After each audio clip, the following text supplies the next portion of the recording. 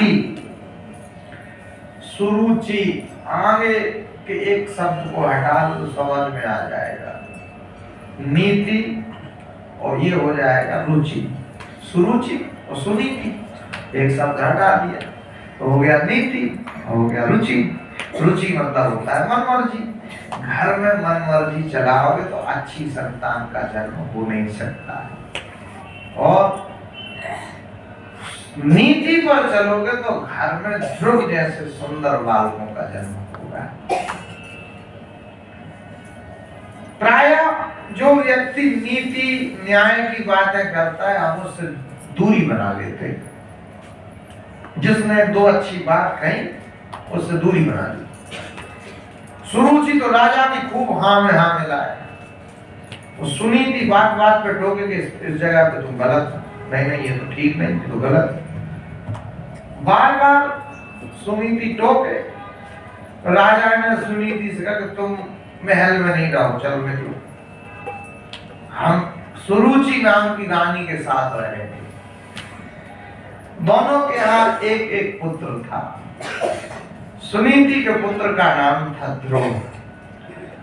सुनीति तो अपने पुत्र ध्रुव को लेकर के राजमहल से निकल गई और जंगल में रहने लग गई, अपने पुत्र का पालन पोषण करने लग गई। अच्छा, सुरुचि के पुत्र का नाम था उत्तम, वो तो महलों में ही रहे।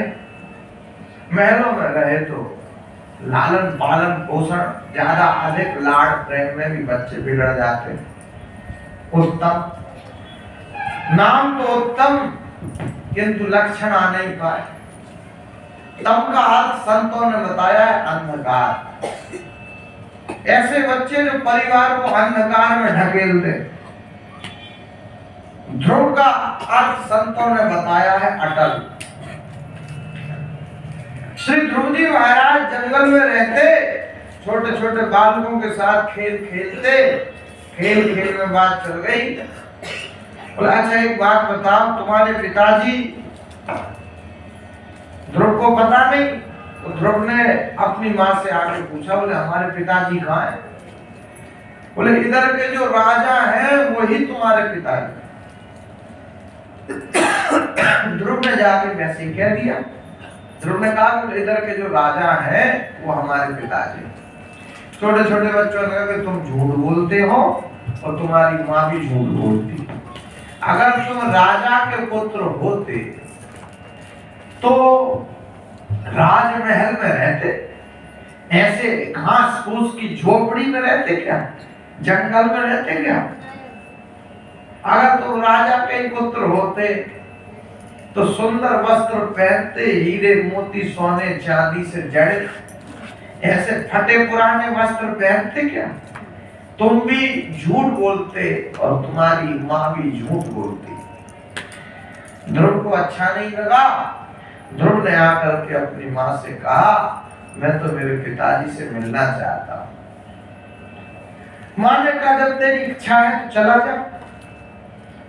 राजा उत्तानपाल विराजमान है, दरबार सजा हुआ है। जैसे ही ध्रुव को देखा है तो प्रसन्न हो गए। इच्छा है कि अपने पुत्र ध्रुव को अपनी गोद में ले लूं, किंतु पास में खड़ी सौतेली मां ने ध्रुव का हाथ पकड़ लिया। उत्तानपाल कुछ कह भी नहीं पाए। ध्रुव का हाथ पकड़ते हुए रोक दिया और ठहरो, इस राज सिंहासन पर तुम नहीं बैठ सकते।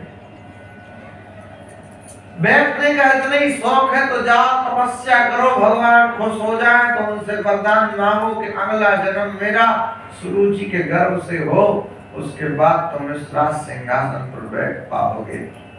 बड़ी सभा में अपमान ध्रुव को अच्छा नहीं लगा। अभिमानवश की सत्ता को भी ललकार दिया। अरे अगर ध्रुव भगवान की तपस्या ही करे तो ये क्या बात हुई कि उसके गर्भ से जन्म हो, फिर इस सिंहासन पर बैठने, डायरेक्ट भी तो राज सिंहासन मांग सकते हैं। बड़ी सभा में अपमान किया, अच्छा नहीं लगा ध्रुव को। आए अपनी माँ को पूरी बात बताई। मेरी सौतेली माँ ने मुझे मेरे पिताजी से मिलने नहीं दिया। सुनीति ने क्या कहा, ये महत्वपूर्ण बात है। सुनीति ने कहा कि बेटे तुम्हारी सौतेली मां बिल्कुल सत्य कह रही थी, इसमें गलत क्या है? सत्यम सुरुच्या विहितम भवान वे यद दुर्भगाया उदरे गृहीता। ये तेरा दुर्भाग्य है जो तूने मेरे उदर से जन्म लिया। अगर उसके उदर से जन्म लेता तो वास्तव में तू राजमहलों के राज सुखों को भोगता। तुमने हमारे पेट से उदर से जन्म लिया, इसलिए तो तुम दुखों को भोग रहे हो, जंगल में पड़े हो। तुम्हारी सौतेली मां ने गलत क्या कह दिया, ठीक ही तो कह रही है सुरुचि। सुनीति ने अद्भुत समझाया। ध्रुव ने सुना। परिवार की लड़ाई झगड़े की बात छोटे छोटे बच्चों को नहीं बतानी चाहिए। अगर बच्चों को परिवार के लड़ाई झगड़े की बात बताओगे तो आगे विस्फोट होगा, तो फिर उसको तुम भी नहीं संभाल सकते। तो हर परिवार में लड़ाई झगड़ा होता रहता है, चलता रहता है। महाभारत का जो मुख्य विलेन है वो दुर्योधन नहीं है, वो धृतराष्ट्र है, जिसने दुर्योधन के भीतर युद्ध भर दिया। वो बगैर युद्ध के कुछ मानता ही नहीं, उसे केवल लड़ना दिखाई देता है। और परिवार में इसी कारण से लड़ाई हुई, युद्ध हुआ। मैं निवेदन करूंगा, परिवार की लड़ाई झगड़े की बातें बच्चों को मत बताओ। चलता रहता है हर परिवार में। खाओ पियो आनंद करो, पढ़ाई पर ध्यान दो, खाओ पियो मस्त रहो, पढ़ाई पर ध्यान दो, इतना पर्याप्त। क्योंकि बच्चा जो होता है उसकी स्मरण शक्ति बड़ी तेज होती है, फिर मामला बिगड़ जाता। श्री ध्रुव जो थे अपनी मां से गांव तपस्या करने के लिए जाना चाहते। बच्चे के प्रथम गुरु माता पिता।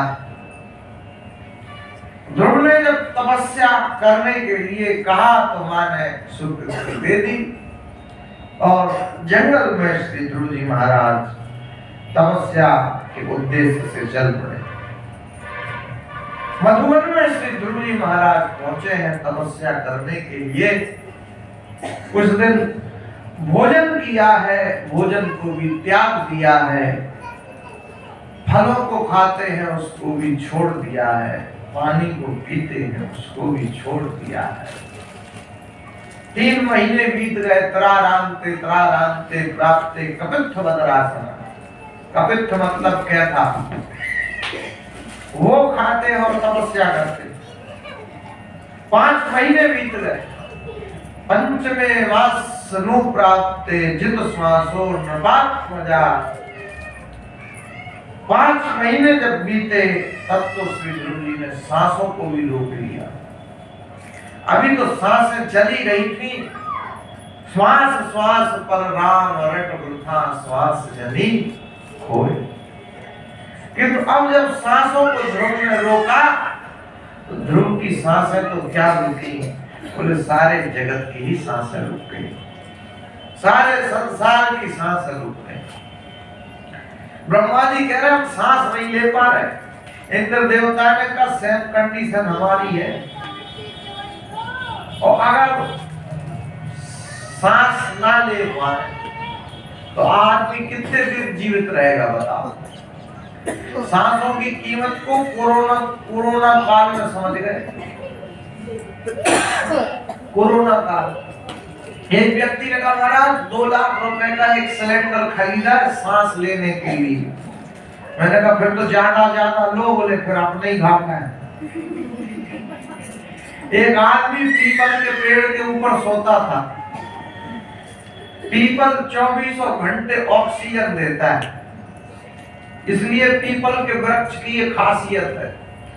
नीम का वृक्ष लगभग 18 घंटे ऑक्सीजन देता है, बाकी जो वृक्ष है वो 12 घंटे कार्बन डाइऑक्साइड देते और 12 घंटे ऑक्सीजन देते। रात में ऑक्सीजन का स्तर कम हो जाता है, क्योंकि पेड़ भी ऑक्सीजन लेने लगते हैं और कार्बन डाइऑक्साइड छोड़ने लगते हैं, और मनुष्य को तो ऑक्सीजन चाहिए ही चाहिए, तो इस वजह से रात में मामला बिगड़ने लगता है। खैर, तो श्री ध्रुव ने सांसें तो क्या रोकी, सारे जगत की सांसें रुक गई। ब्रह्मा जी घबरा गए, बड़ी मुश्किल से संसार को बचाया है हमने। भगवान से प्रार्थना की, प्रभु जल्दी अपने भक्त को दर्शन दो। और भगवान शंख चक्र गदा पद्म लिए हुए श्री ध्रुव जी के समक्ष खड़े हो गए। बोले चार भुजा नाथ की जय। किंतु ध्रुव की आंखें बंद है। क्यों? बोले अंदर भी उसी परमात्मा का दर्शन हो रहा है, और अंदर वाले स्वरूप को जैसे ही भगवान ने अंतर ध्यान किया, तो झटपटाहट के साथ आंख जो खुली तो सामने तो भगवान खड़े हुए हैं। ध्रुव ने भगवान को प्रणाम किया। स्तुति करना चाहते हैं तो स्तुति कर नहीं पा रहे, क्योंकि अभी उम्र छोटी है तो ज्ञान नहीं। भगवान समझे तो भगवान ने अपने शंख का स्पर्श ध्रुव जी के मुखारविंद में करा दिया, कपोल पर करा दिया, और ध्रुव को 4 वेद, 6 शास्त्र और 18 पुराणों का ज्ञान हो गया। ऐसे श्री ध्रुव जी महाराज ने भगवान की सुंदर स्तुति की। योऽन्त प्रविश्रमम वाचिमां प्रसुप्तां संजीवयत् किल शक्तिधरा स्वधाम्ना अन्यस्तहस्त चरण श्रवणत्वगादीन् प्राणं नमो भगवते पुरुषाय तुभ्यं। योऽन्त प्रविश्रमम वाचिमां प्रसुप्तां, मेरे अंतःकरण में भी आप हैं, मेरे वचनों में भी आप हैं, आपके सिवा हमें कुछ नजर नहीं आता। अन्यस्त हस्त चरण श्रवणत्व गादीन, ये जो आपका वरद हस्त है ये आप हमारे ऊपर रख दो, जिससे हम धन्य हो जाए। प्राण नमो भगवते पुरुषाय तुभ्यं। श्री ध्रुव जी महाराज ने भगवान के चरणों में प्रणाम किया। देखो भगवान की कृपा ऐसी, जो ध्रुव को 4 वेद, 6 शास्त्र और 18 पुराणों का ज्ञान हो गया, केवल भगवान के शंख का स्पर्श कराने मात्र से।